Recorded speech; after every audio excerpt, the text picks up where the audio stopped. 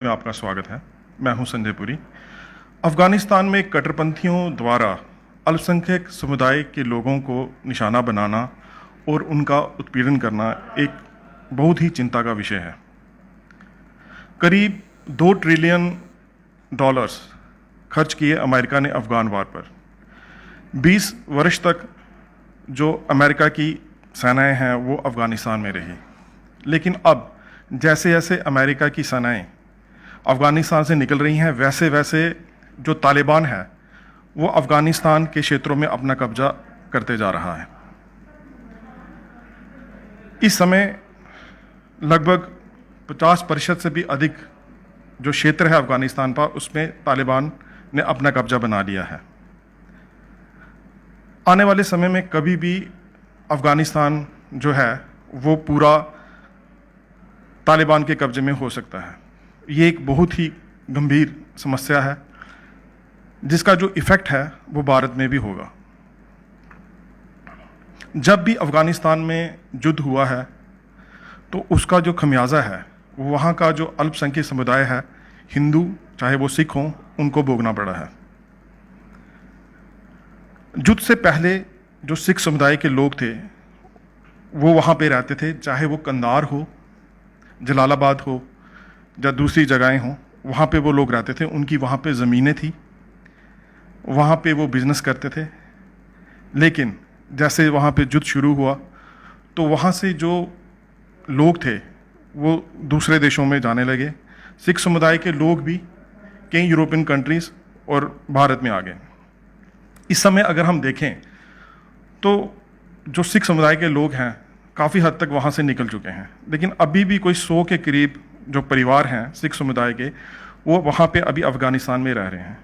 अगर हम 20-30 साल पीछे की बात करें तो लगभग 2.5 लाख सिख समुदाय के लोग वहाँ पे रहते थे। वो वहाँ पे नौकरियाँ भी करते थे, वहाँ पे जो राजनीति है उसमें भी भाग लेते थे, और यहाँ तक कि वो वहाँ पे की जो आर्मी है वहाँ पे जनरल की पोस्ट पे भी कई सिख रहे हैं। लेकिन आज की डेट में हालात बड़े गंभीर हैं। जैसे जैसे तालिबान वहाँ पे आगे बढ़ता जा रहा है, वहाँ पे हालात और ख़राब होते जा रहे हैं। इस समय वहाँ पे एक भयंकर लड़ाई चल रही है वहाँ की जो आर्मी है अफ़गानिस्तान की और तालिबान के बीच में, और जो अल्पसंख्यक समुदाय के लोग हैं उन पे भी हमले बढ़ चुके हैं।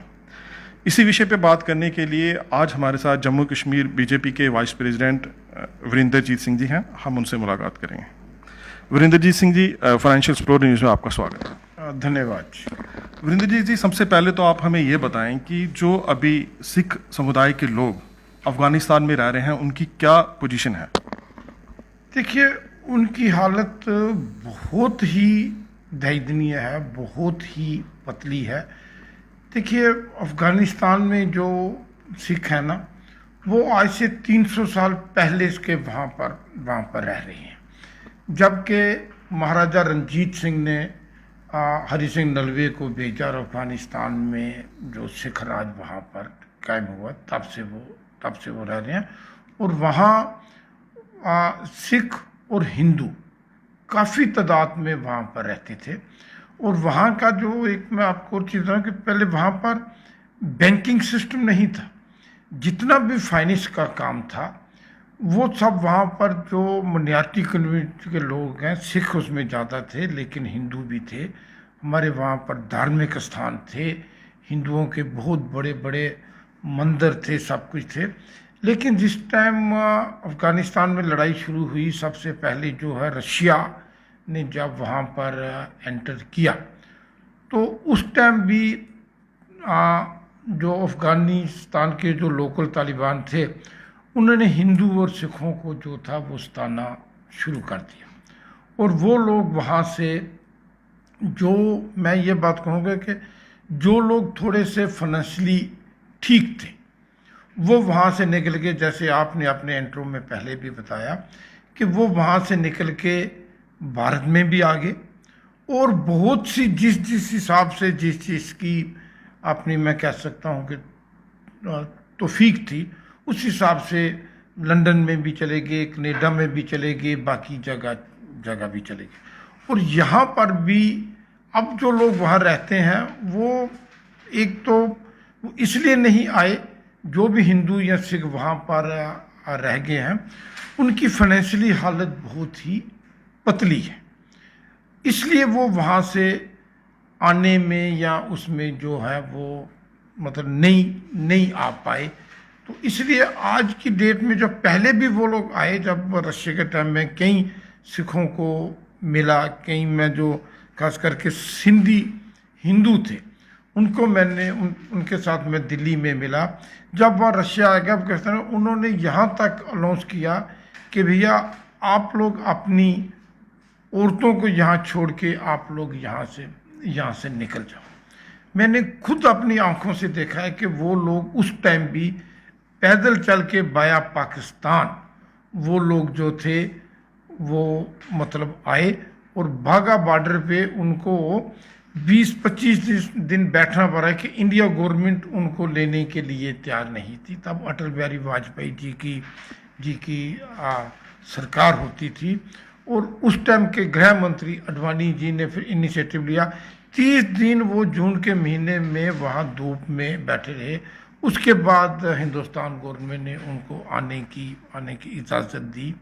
उनका भी दिल्ली में वो लोग, क्योंकि व्यापारी लोग थे, अभी भी आप वहाँ गुफार मार्केट में यहाँ जाओ, आपको वो अफ़गानिस्तानी बोलते हुए बहुत से सरदार मिल जाएंगे जो कि मोबाइलों का या उनका धंधा जो है, जो बिजनेस जो है वो करते हैं, क्योंकि बेसिकली वो बिजनेसमैन लोग हैं।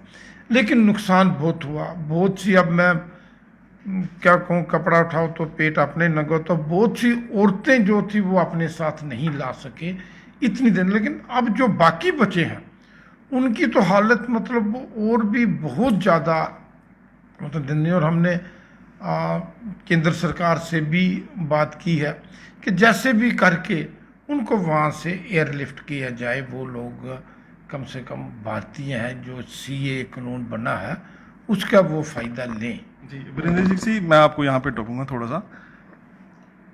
जो रिफ्यूजीज़ हैं वो अभी तो काफ़ी लोग फैमिलीज़ जो हैं वो अफ़गानिस्तान से आ रही हैं, जैसे आपने बताया कि पहले भी काफ़ी जो रिफ्यूजीज़ हैं वो वहाँ पे आए हैं।